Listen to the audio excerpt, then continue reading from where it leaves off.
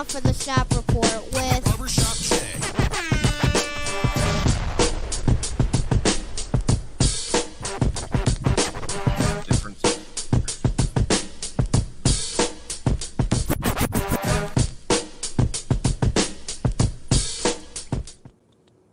What up, sports fans? Welcome to the Shop Report.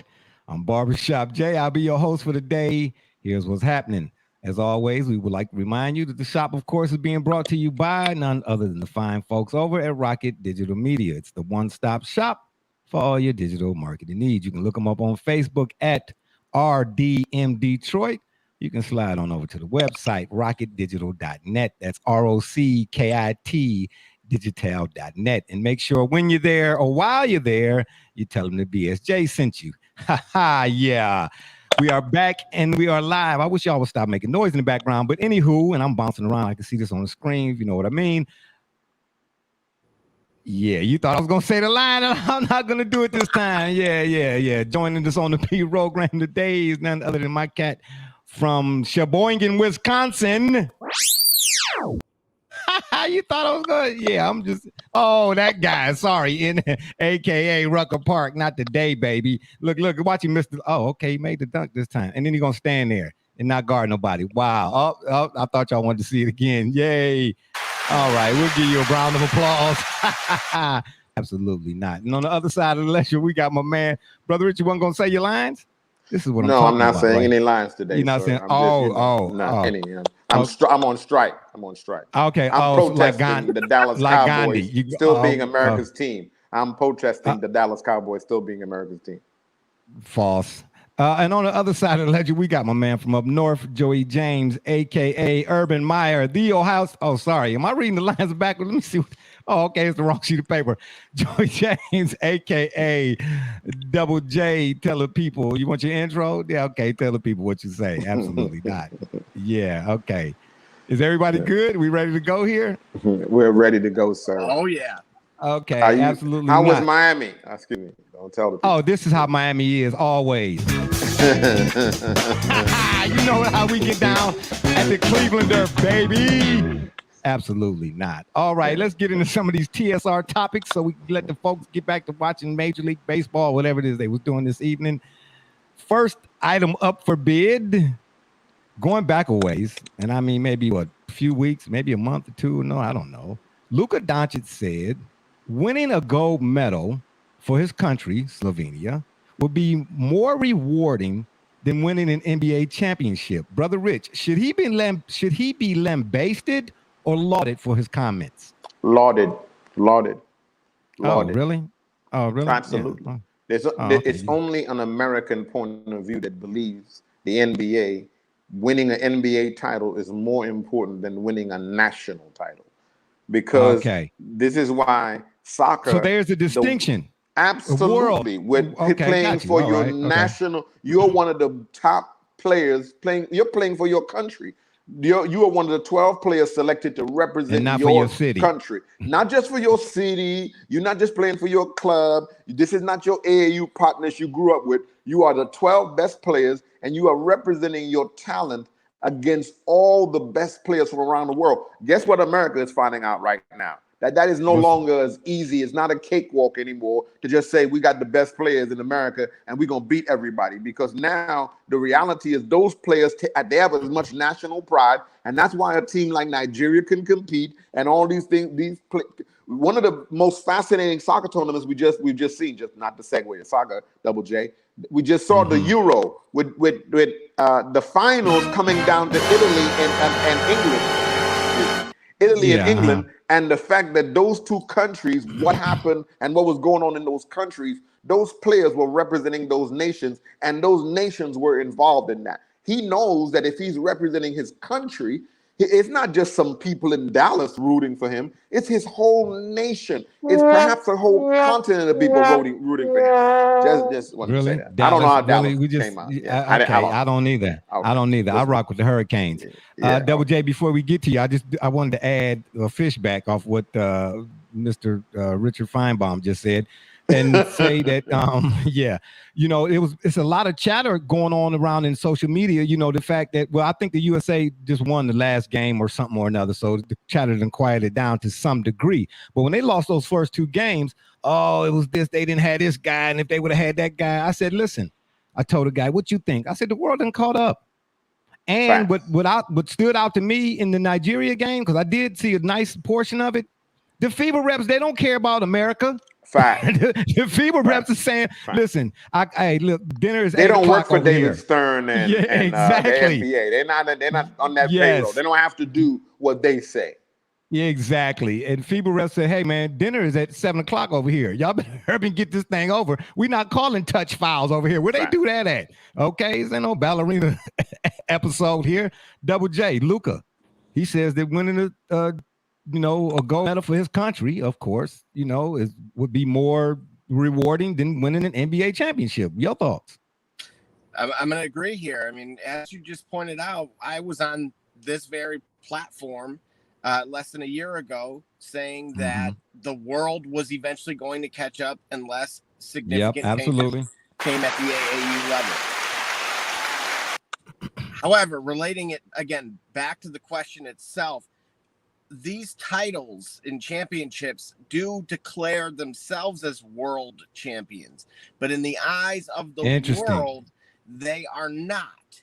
And that's going to become a topic in itself, I believe, over the next few years, potentially with some gasoline thrown on it, depending on this upcoming Olympics.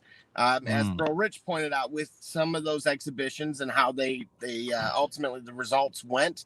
So, we'll see. And of course, folks are making it a Durant and LeBron thing, of course. Of course.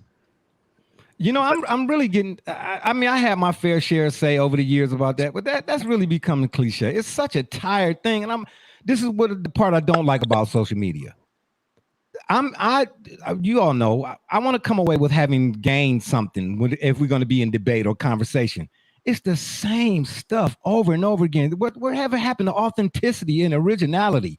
I mean, I get it, touching on it a time or two, but my gosh, every 15 seconds. When Nike runs the NBA and ESPN, when Nike and ESPN got a partnership with the NBA and they make an agreement to keep Nike product in front of you, Nike athletes in front of you, and keep Nike marketing in front of you, and keep all this foolishness in front of you. It's not about basketball anymore. This is why I've given up on you can't even have a basketball conversation with people today, because we're not even debating basketball anymore. We're talking now things that have nothing really to do with basketball. They really don't. Yeah, they really don't. Yeah, they don't. Yeah, that's funny. You should even say that. My son called me earlier, and him and some of his buddies, he's 19. They still go back and forth. And he's like, man, they said and I'm not gonna mention the names. They said he played with this guy, and how many Hall of Famers? I said, y'all still talking about that? I said, it's 35 years ago. Who cares? I said, the stuff I'm looking at the stuff I want to debate. Well, I say when you watch a game, tell me about a guy's footwork. Or if we're going to do this comparison thing, let's compare stuff that actually has some concrete. Let's talk about how, the Jordan era, which is the one everybody's still stuck on. I said back then, you had to prove that your offense was better than my defense.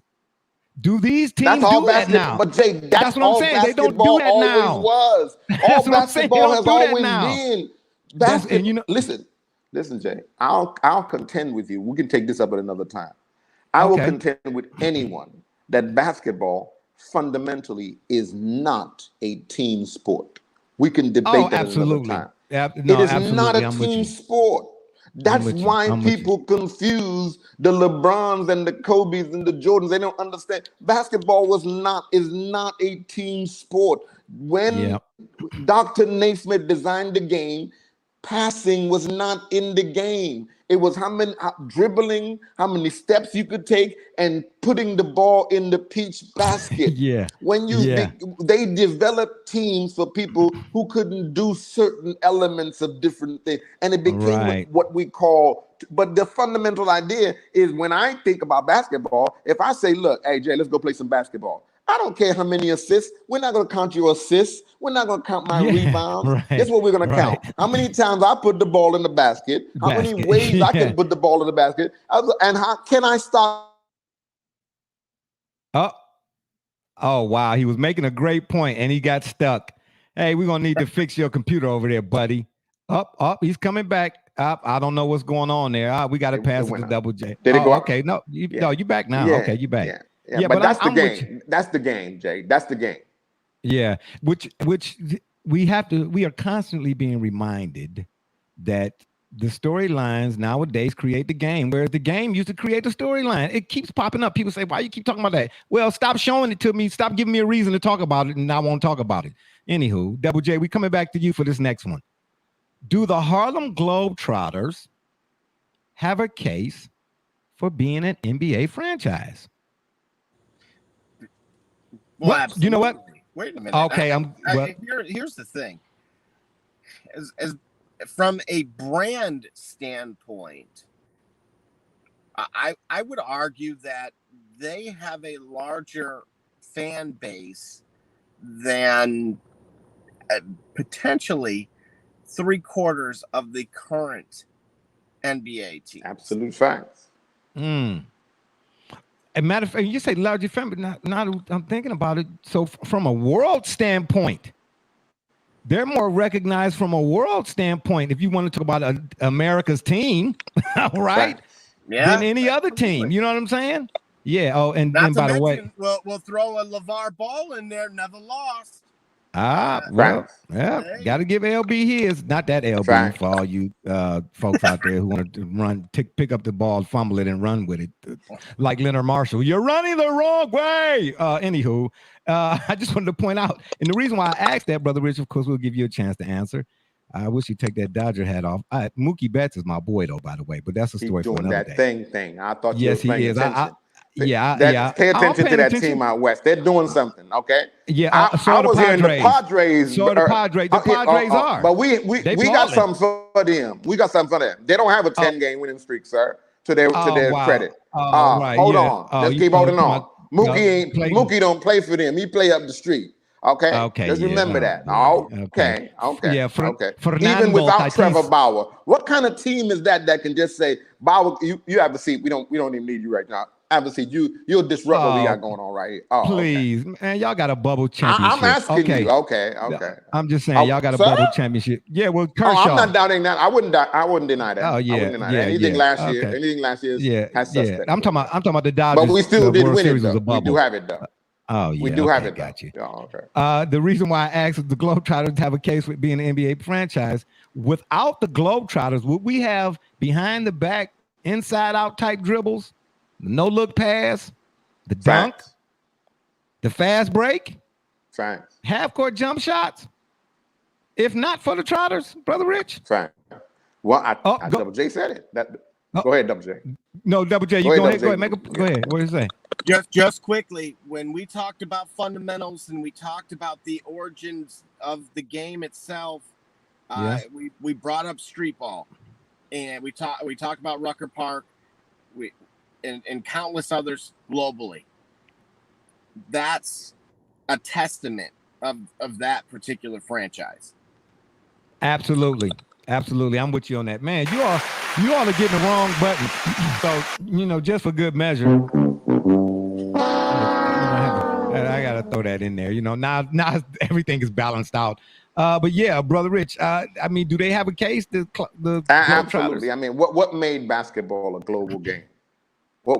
They did. Not to keep harping on this. They did because and their brand of basketball. Remember when Dr. J came to the ABA, that was what they were complaining of. The NBA was complaining that if you want to play that brand of basketball, that was Harlem Globetrotter. And when they found out that that brand was actually more popular than their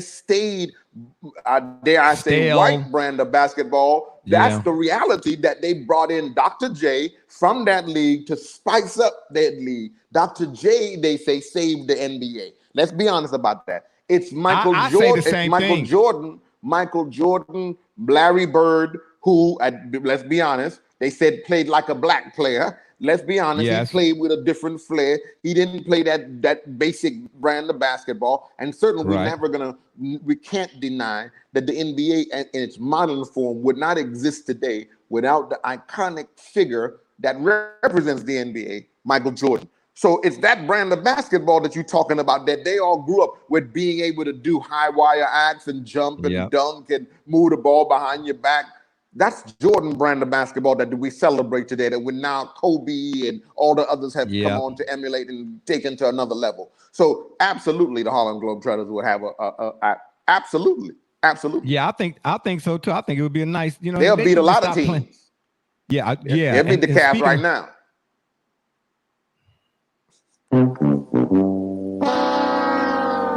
Shots fired unnecessarily. Flag on the play. Here's an interesting historical tidbit in regards to the Globetrotters.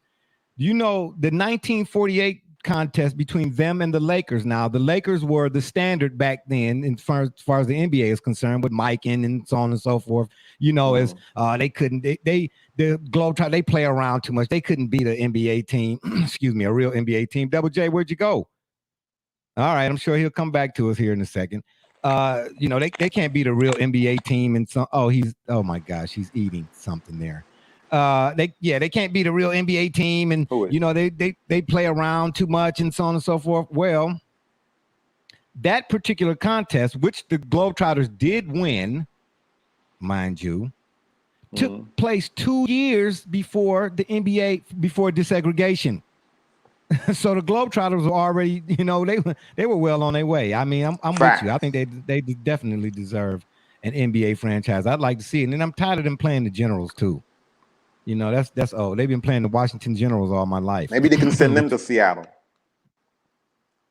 That's interesting. You mean the Globetrotters, maybe? Absolutely. Look, Seattle is going to get a team eventually. They're going to get some team.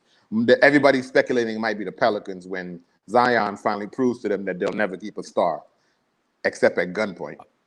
Oh, wow. Well, I mean, you've been saying that they'll never for the keep longest. a superstar. They will never keep one. Never. Well, then most likely it'll be the Pelicans, because I did hear talk of that too. I mean, it's just all rumor mill type of stuff now, but it's in the air. As they say, if it walk like a duck, quack like a duck. As we said on this program, when Lonzo was traded, that he would not soon, that he hated the place, and you saw it came out in the media this year. He hates the place. Yeah. Zion already looking he's like he ain't been with New Orleans. He ain't been married 6 months to New Orleans. He already looking around, looking for other places to live. Let's be honest. He's out of there. Yeah. I heard, well, if Rich Paul was his agent, he'd be gone next season. Oh, really? You think so? I don't know about that, bro. Rich. New Orleans? Come on, Rich Paul. That's LeBron's league. Rich Paul will get him out that contract right now. Yes. Oh, he just know he has to put in at least 2-3 seasons there before he can leave. But he's out of there. Yeah, I mean, I kind of figured as much too. Yes, I do. I kind of figured as much. I mean, you've been saying it for the longest that New Orleans is not really a basketball, a professional basketball kind of town anyway. You know what I mean? They might do good when one of their teams hit the NCAA or something like that. That would be better. Like in Arkansas, I lived in Little Rock. The Razorback football and basketball team was because they ain't have a professional team. But that's really what in that New Orleans market when it comes to basketball, that's probably what they need. Yeah. That's a football. That's football country. The Saints carry. The Saints. The college teams and the high school team. It carries that arena. It's not a basketball town. It just is not It's not a town for basketball players. People don't play basketball there. It's not a town that a professional basketball player wants to play, and that's just unfortunate. That's why we're having the issue with Dame right now. No professional basketball player wants to go willingly play in Portland. Now, it's unfortunate, but it's just what it is. And until we accept that reality, that's what it is. Nobody's gonna go sign a free agent contract to go play in Portland. They're not gonna do that. Yeah, I mean, hey, like they say, it is what it is. All right, Double J, we coming back to you. What's going on? Sounds like somebody's typing over there. That's what I was wondering. Okay. Yeah, I can hear it. Yeah, but it's all good. The show must go on. And we come to you, Double J, for this one. It's a little something I found, man, that I'm just now starting to see it circulate. I'm not saying I was the first one, because obviously I got it from somewhere, but I thought it was rather interesting, and I thought I'd bring it to the platform today. The expansion of NFL sack statistics finally gives Bubba Baker, Al Bubba Baker, who once played for the Cleveland Browns, his recognition deserved.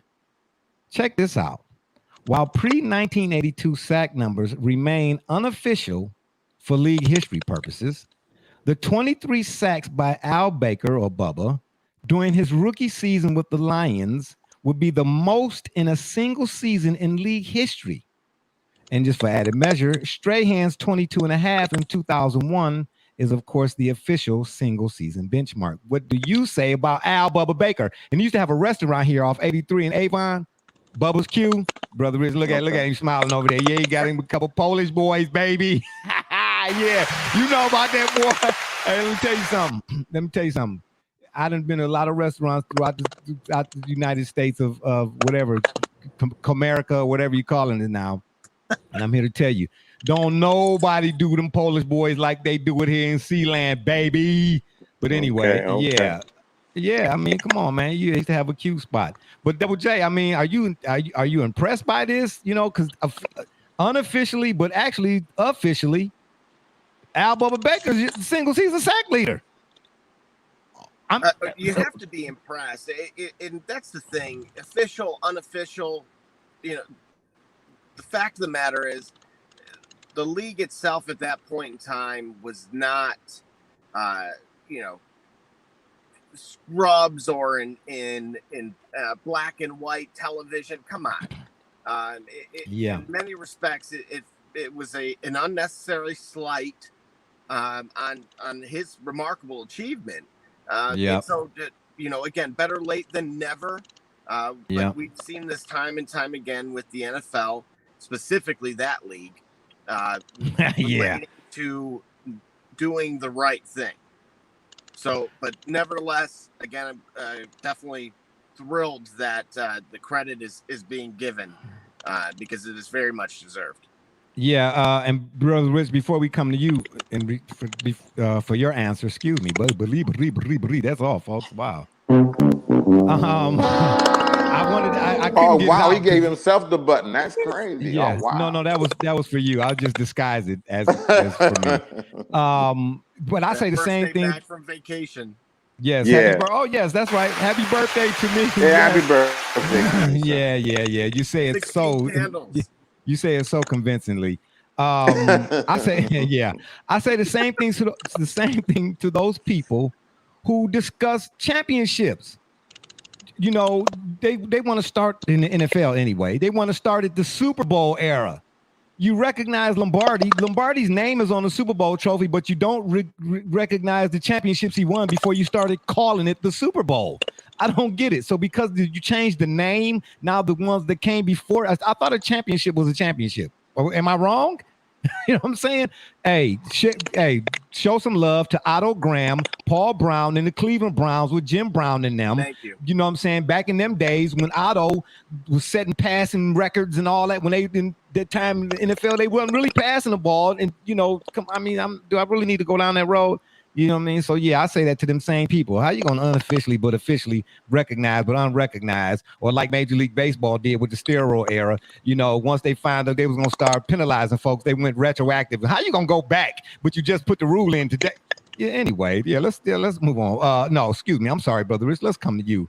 Are you impressed by Mr. Bubba Baker's? And hold on now before you answer, here, let me throw a few names out here at you now. Derek Thomas, I don't know how many he had in a single season, but we're just saying sack guys. Bruce Smith, Reggie White, you know what I'm saying? Again, straight hand. Yeah, but here's the issue here. I'm not impressed. I got to speak for myself. I grew up playing sports. Right? Okay. Yeah. And so here's where statistics coming in for me when we were playing basketball, the only people that cared about the statistics were the people who couldn't play that we gave the clipboard to that held the score. Okay. So stats don't mean as much to me because statisticians are people that could not play. That the only reason they were even in the playground was because they were there to keep score. Nobody was going to draft them. They wanted to get their way to be a part of the game was to keep score. So they continue to create different categories. So that's why now they see stats are what I think is important, right? Stats don't. There are many things that stats don't measure. And once again, right when you were making a great point, your computer froze up. That should tell you something. You need new batteries, man. Yeah, I told you it's internet, man. I told you platform since we've been on this one. I don't understand this one. Yeah, that's all right. That's all right. That's all right. But statisticians are people who sit on the sideline, who couldn't play the game, that's what they do. So players impress me. When I look at a player on the field, what my eyes tell me. I knew Kobe was special when I didn't need to see his stats. I don't care what people tell me about his shooting percentage. Right. You're not going to tell me anything about that man as a basketball player. You don't have to tell me about Bubba Baker and Derek Thomas. Some of these people that you can watch. Lawrence Taylor, I don't know one stat of Lawrence Taylor. Well, you know what I remember? I remember what I looked at on a Monday night when he came through a line and literally wrecked a man's career. And you had to say, what is that machine that's moving through there? That nobody, people who are paid millions of dollars, nobody could block him. And you could see that every time you watched him. And you wondered, what is that? When you watch Kobe, when you watch Jordan, when you watch this one, and when you watch Hakeem, when you watch a young man in Kansas City, when you watch the Cleveland Browns and the great young talent they're putting on the field. When you watch these young players play, you say, man, I don't know what they're doing, but I know that guy right there, he can play. He's a problem. Cameron Payne. I didn't know who Cameron Payne was. I don't know anything about him. You go look up who he is after you see and you verify that your the eye test is telling you this guy right here, this guy can play basketball. I don't know who people thought he was before, but he's proving himself in ways that you can say on the court, that young man produces. Yeah, that's them all fair points. I got to give you the button. But I will say this. I don't disregard the numbers entirely because I do think they have a place. Mathematics always has a place. Yes, but it's when that's all you use. That's the issue for me. I would lend credence to what Bubba did just on the strength that, number one, it was his rookie season. And then the fact that it's NFL. And back then, the NFL was still, you could gouge somebody's eyes out. They wasn't calling stuff, like they are now. You know what I mean? Everything wasn't a flag. You know what I mean? You could get away with stuff. And then still, too, because of the violence of the game, allows we see what's going on with Richard Sherman and whatnot, and the CTE and so on and so forth. I still say nobody's talking about. Nobody's discussing. Of course not. Of course. And I want to bring that to the table today, but then as I got to looking at it, you know what, man? I mean, we talked about this so much in those aspects. I mean, what else can we really say about it that's going to turn the tide to the right side, so to speak? You know what I mean? So it's out there. If you want to check, go ahead, WJ. You want to say something? Vet minimum for cover corner defenses, so cover 2, cover 3. Mm-hmm. He can go to Cleveland. No.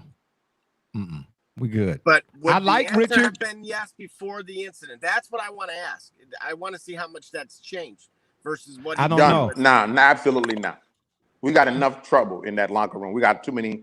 Because OBJ is gonna be in there. We got Baker is still young and still trying to. He has to really establish his photo. He has too much of a strong personality, and the ownership and the leadership of the franchise needs to know that they got control. They wouldn't control it with a strong, dominant individual, and we don't know where. Let's be honest. We got to be honest.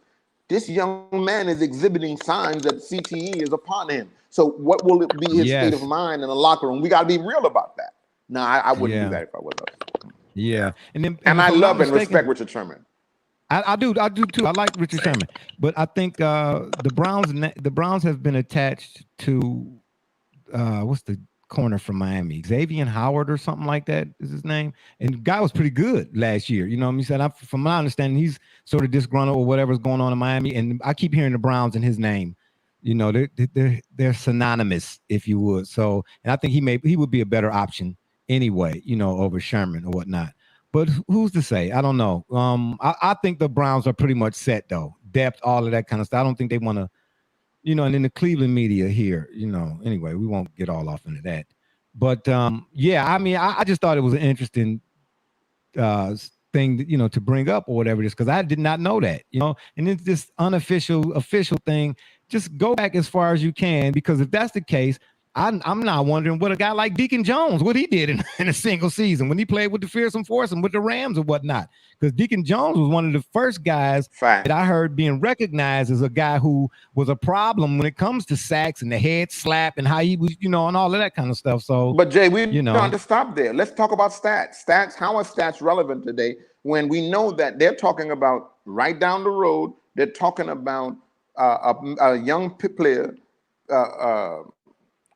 Pitching and playing the infield, and then it was revealed that there were players. Shohei is doing it now, but they're saying that there were players who did it in a mighty way in the Negro leagues, but their stats are never remembered. So what people are talking about, this is the first time we've seen it in 100 years, and yeah, that's a good point.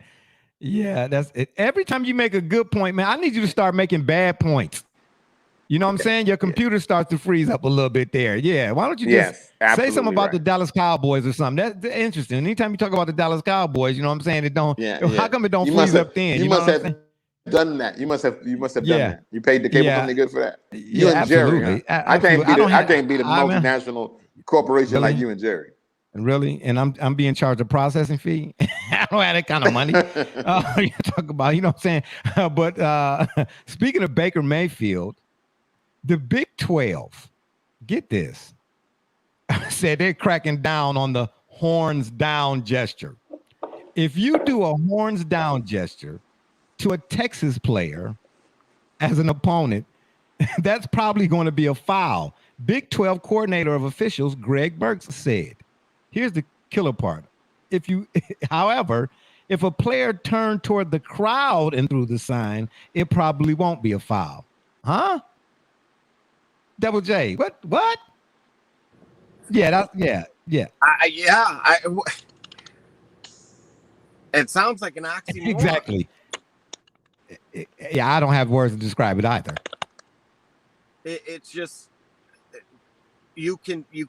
What's the difference here? And again, think of welcome back fans and how that's gone. You know, everything from the infamous Sons in Foe to, you know, to certainly a lot of unfortunate other incidents that have taken place. And now what you're suggesting is don't do it to your opponent who's in full pads, that's allowed to make contact with you and vice versa, but instead antagonize the opposing fan base. Right. And that can, you know, again, serve as a catalyst to all forms of harassment, especially in a digitally connected world. Yeah. Speaking of connected, sounds like this individual's a little disconnected. Absolutely. All day, every day. It's all good, Double J. Yay, the show must go on. Brother Rich, what say you? Don't do the hook 'em horns. Don't do it. More NCAA overreach. They're losing more and more of their power every day. And they're finding more and more ways to dictate that they are running something that they no longer actually run. Because the athletes themselves are being, with these latest rulings, especially this damning ruling from the Supreme Court recently, it's over for them as an entity in terms of their ability to dictate to these athletes. Because remember now, no matter what you say up there, you can't keep me from this field anymore, because all I really needed you for, I had to stay, quote unquote, eligible so I could get to where I could earn. Now I can earn at this level. So if you tell me I can't wear my this and I can't do this and so now here's more overreach. If you do this, I'll punish you because you did a sign that you're allowing the fans to do, that you're allowing everybody else to participate in, but I can't do it. You want to penalize me, and I'm the one in the heat of the moment. I'm in the battle. I'm on the battlefield, but you're telling me not to participate in the battle. And everybody else around me is allowed to participate in. It's just more NC2A hypocrisy. What's new? Yeah, like a last ditch effort grasp at trying to hang on to whatever once was.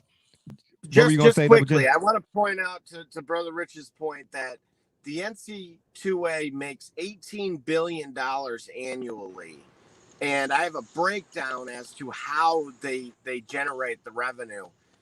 So again, to Bro Rich's point, they're going to try to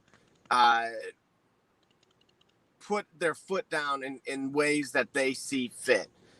Because what you're starting to see now is a little bit of a turning of the tides with who cares about their program when it comes to recruiting, and the recruits themselves are now understanding their worth, and they're literally, allowing being influenced on who's paying. We just seen with Penn State's coach taking a jab at a prospect for going to the Rutgers, and so again, ultimately at the end of the day, the players are the ones that are out there. They're the ones who's essentially. Their prosperity is in jeopardy every single play, every single practice. So, long story short, up or down, who cares? Play the game, and ultimately, at this point, you just tell the commissioner, shut up. Yeah, right. Speaking of the NCAA Mafia 2K and all that other good stuff you like to say, shout out to my Miami Hurricanes, baby. They are setting the standard and the bar, absolutely, for the what? NIL. What you mean? For the name, image, and likeness. You see what they're doing? Oh, image, likeness. Yeah. Oh, I thought you were talking about records. Oh, no, I wouldn't know nothing about that. I don't know what you're talking about. This ain't 1985, man. Come on, man. Come on. De'Aaron King is a good guy. Cut it out. You know what I'm saying? I know this, and this is the same guy that roots for Wyoming when we're not on the air. Get out of here, man. Yeah, you talking about I'm a cowboy. Woohoo! Yeah, whoopee-doo. You want a little jazz music, baby? Yeah. That's what time it is. You know what I'm saying? Yeah, shout out to my Canes. Yeah, you need to look them up. I'm not going to even tell you what they're doing. That's right, Double J. Get out of here. We don't need you. Absolutely not. While we waiting on my man Double J to come back, we will go to our last but not least. Oh, is he back here? I don't know. Is he doing what you doing there, Double J? Yeah, he's here. He's just and Brother Rich, now you gone. Hey, y'all don't have to do that. Now y'all want to leave the party because I mentioned the Miami Hurricanes? Absolutely not. We're up to your tricks.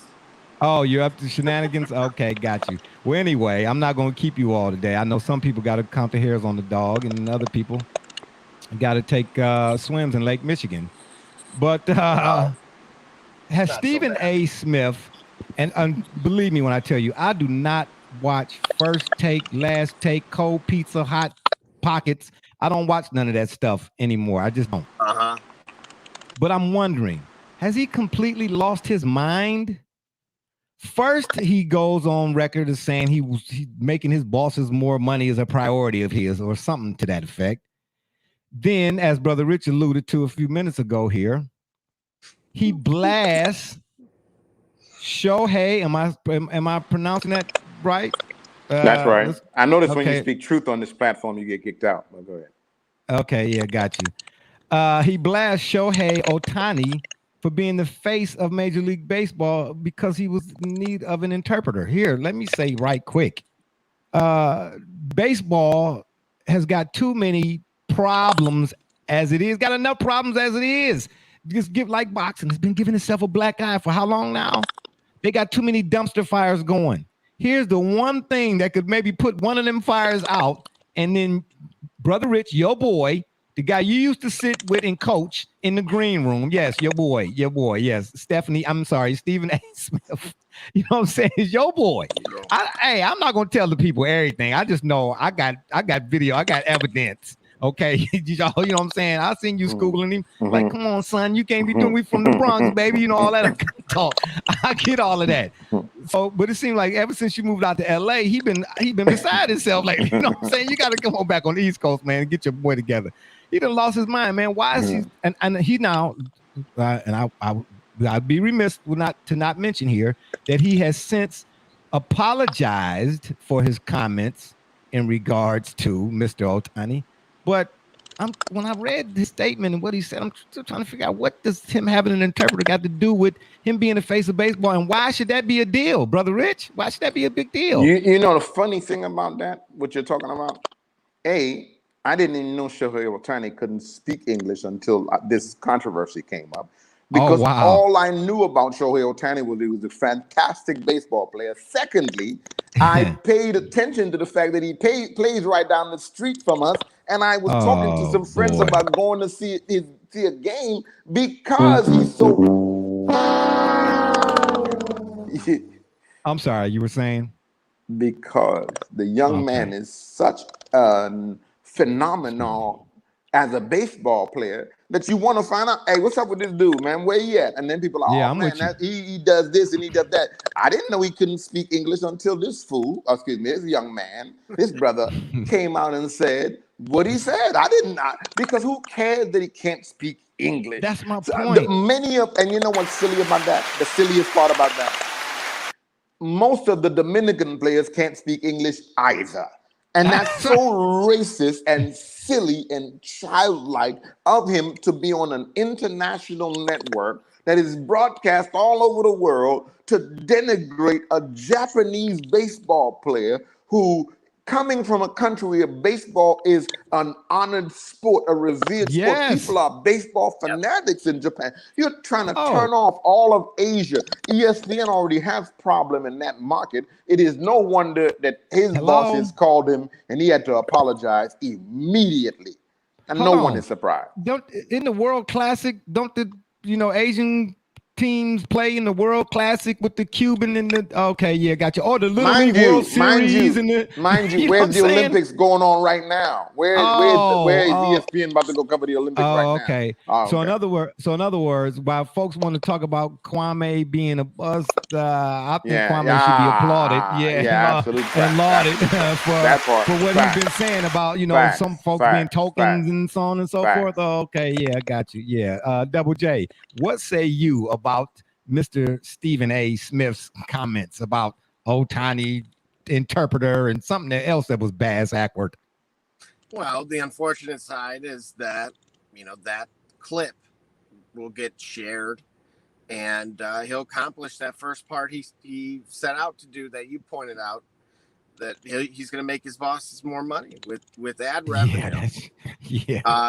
The additional perspective on this is tied to what Bro Rich pointed out, which is simply put that the majority of baseball doesn't tie to its American origins, if you will. It's a global game naturally, and the majority of the players are imported, if you will. And so for him to make such an outlandish comment, like anyone else who's made noise in the past decade or two wouldn't have fallen into that same, equation or category, albeit, even if it was when they first got there. I know we point to soccer occasionally.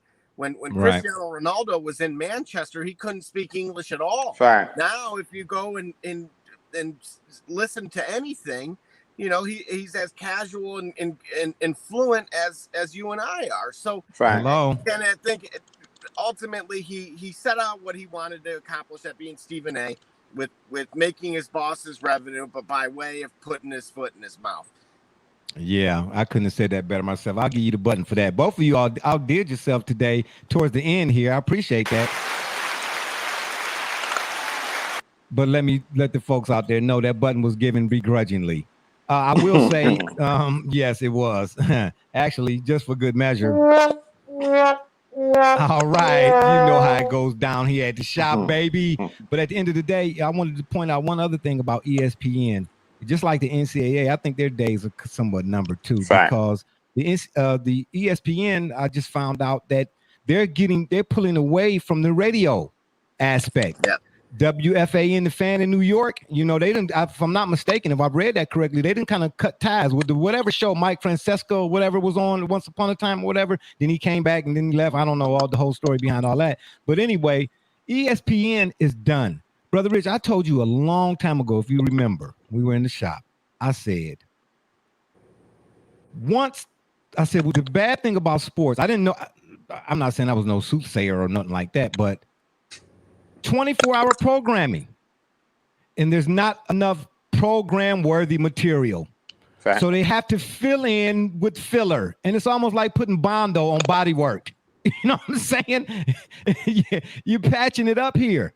You probably got 12 hours worth of programming hours that are really substantive, for the, you know, what we do now on TV, what we see on TV. The rest of the stuff is garbage.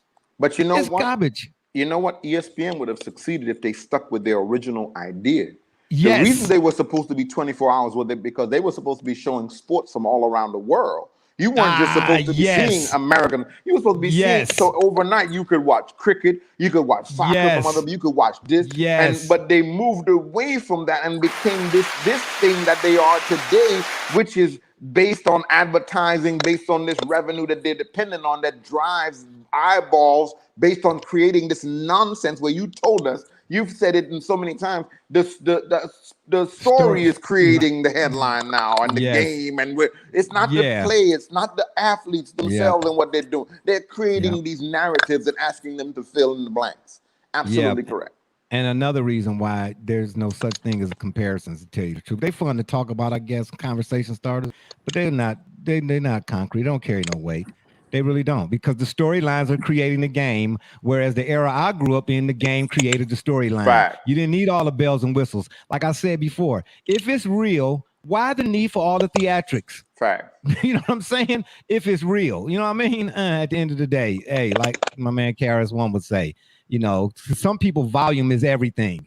Man, just because you sell 100 million copies, man, that don't make you a dope MC. And I'm standing on that, and I will continue to stand on that all day, every day. Fellas, good stuff. And on that note, it's been fun, but we got to run. We appreciate y'all for listening. Don't forget to check us out right here now on the StreamYard.com network, of course, in the Shop Report. Or you can check us out on Facebook, Twitter, and wherever you listen to your favorite or get your favorite podcast, video, vlog, and so on and so forth, as well as the shop's Facebook fan page. And if you're up to it, you can go to the shop's website. That's TSR.com. And if that don't work, Google it for my man's Be Rich, Double J, and all those who follow us and all those who follow and support us. We say thank you. I'm Barbershop Jay, and you've been listening to the Shop Report. And remember, the next time y'all want to know what's really going on, man, come to the shop. Walk-ins are always welcome. Holla. Get on.